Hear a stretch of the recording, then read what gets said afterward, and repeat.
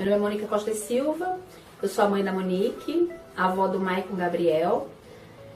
Hoje eu tô aqui para falar dos meus dois maravilhosos, a minha filha e meu neto. A minha filha nasceu com um problema físico, uma deficiência física, ela não tinha anos, então o médico falou que ela ia ter alguns problemas, né, alguma deficiência.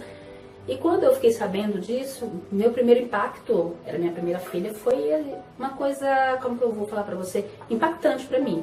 Como que eu vou lidar com uma criança com uma deficiência física, ter restrições.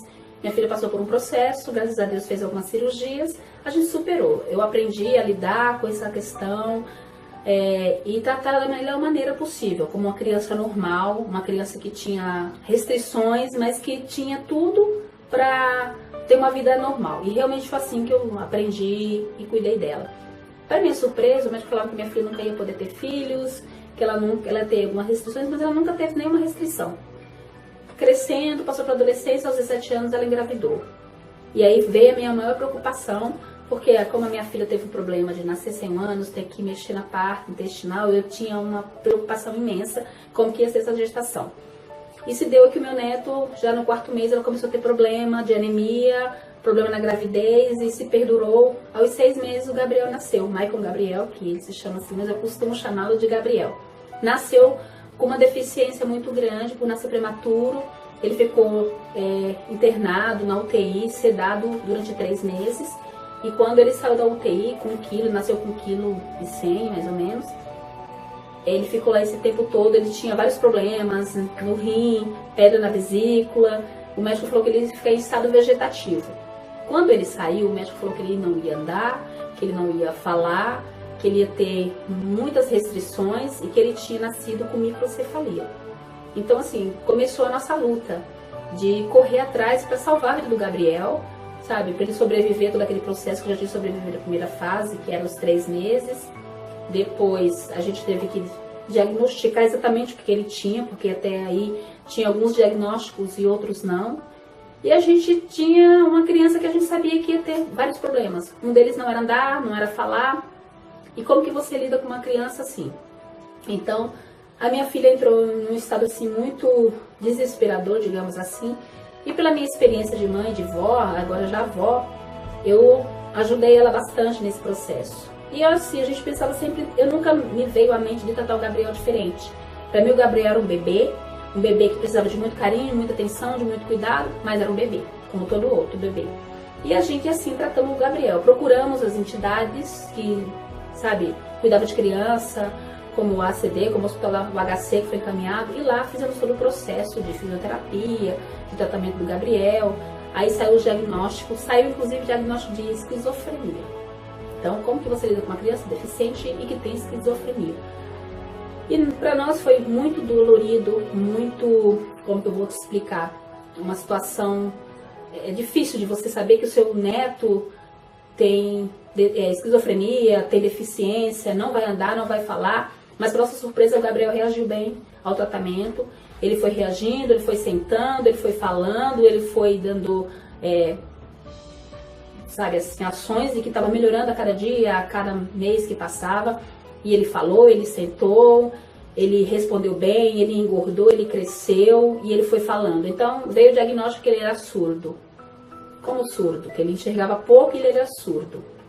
E aí a gente percebeu que assim, a gente falava, ele ouvia, mas e com um diagnóstico de surdez, esquizofrenia. Só que ele não parava.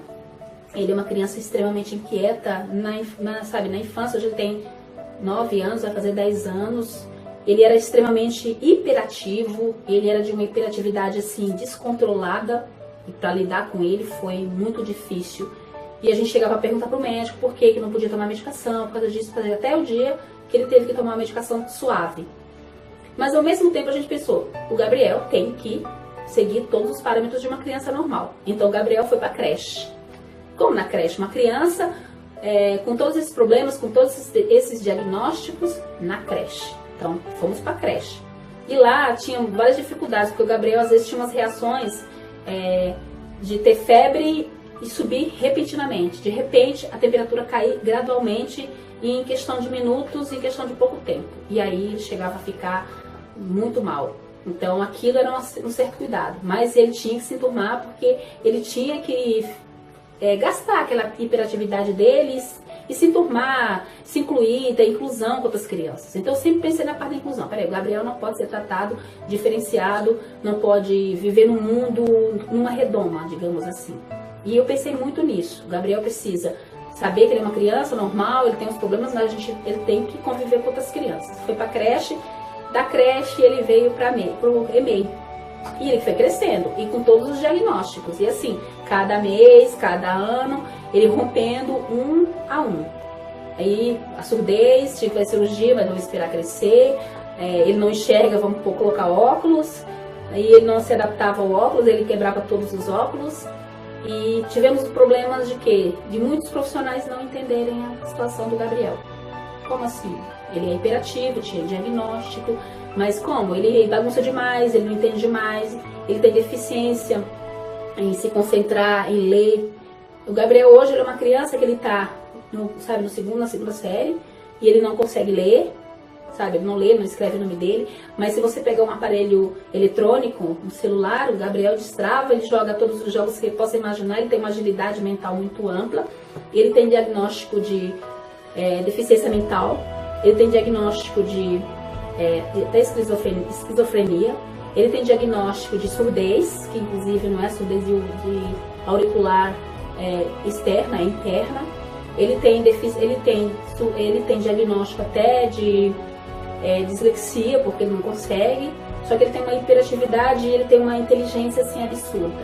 E a gente nunca tratou o Gabriel como uma criança deficiente, sabe? Nós nunca tratamos o Gabriel com diferença. A gente sabia que ele era uma criança que precisava de cuidados, precisava de atenção, precisava de tudo, de tratamento, mas a gente tinha que entender o Gabriel como todas as crianças. Eu tive 5 filhos e eu tratava o Gabriel como eu tratei todos eles, mas respeitando o tempo dele, o limite dele, respeitando o espaço dele que ele não conseguia aprender a ler, sabe? E não criticando porque ele é burro, não. Ele é uma criança que tem uma dificuldade muito grande em aprender a ler, escrever manuscrito, mas em compensação ele escreve muito bem no computador, no tablet e no celular. Então eu comecei a perceber que o Gabriel não tinha habilidade para algumas coisas, mas em compensação ele tinha habilidades maravilhosas para outras.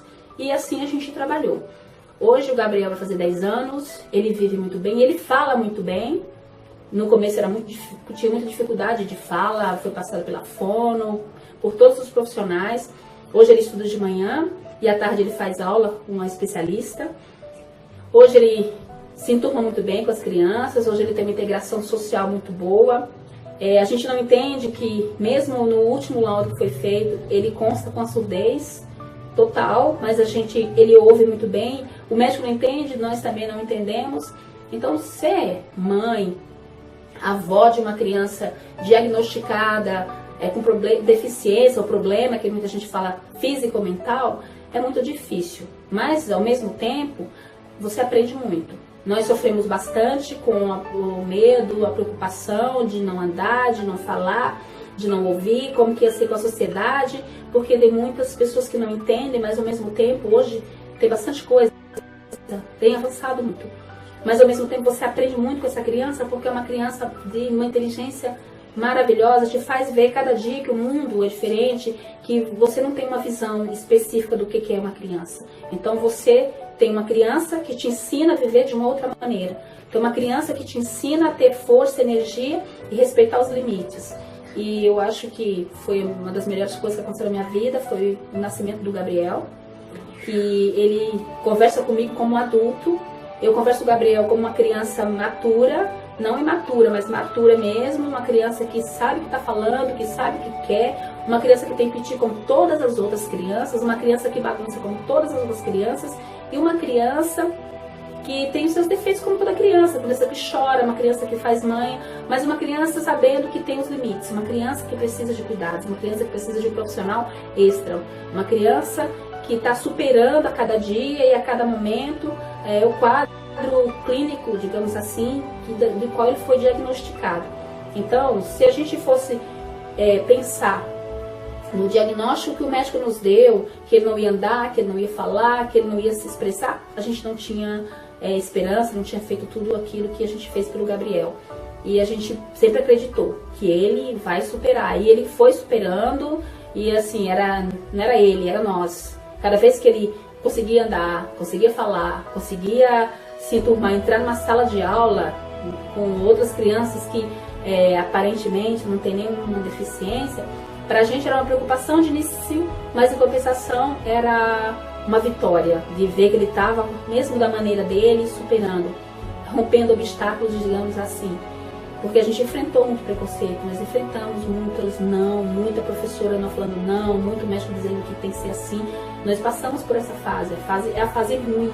A fase boa é você ter ver a criança se superar, mas a fase ruim é o preconceito de alguém olhar e falar: seu filho é deficiente, não vai andar, o preconceito das pessoas verem ele e falar: ele, sabe, ele tem problema, ele é deficiente, ele é retardado. A gente ouviu já isso. Então, essa é a parte pior para a mãe, essa é a parte pior para a família, porque ele não é um retardado. As crianças que nascem com deficiência mental ou uma deficiência física, ele tem limitações em algumas áreas, mas ele tem capacidade ampla, às vezes até maior, em outras áreas. Então, nós nunca paramos para achar que o Gabriel é incapacitado. A gente, assim, respeita o limite que o Gabriel tem em algumas situações, mas admiramos a superação que ele tem em outras áreas. Então, a nossa história é uma história que eu passei duplamente com a minha filha, né?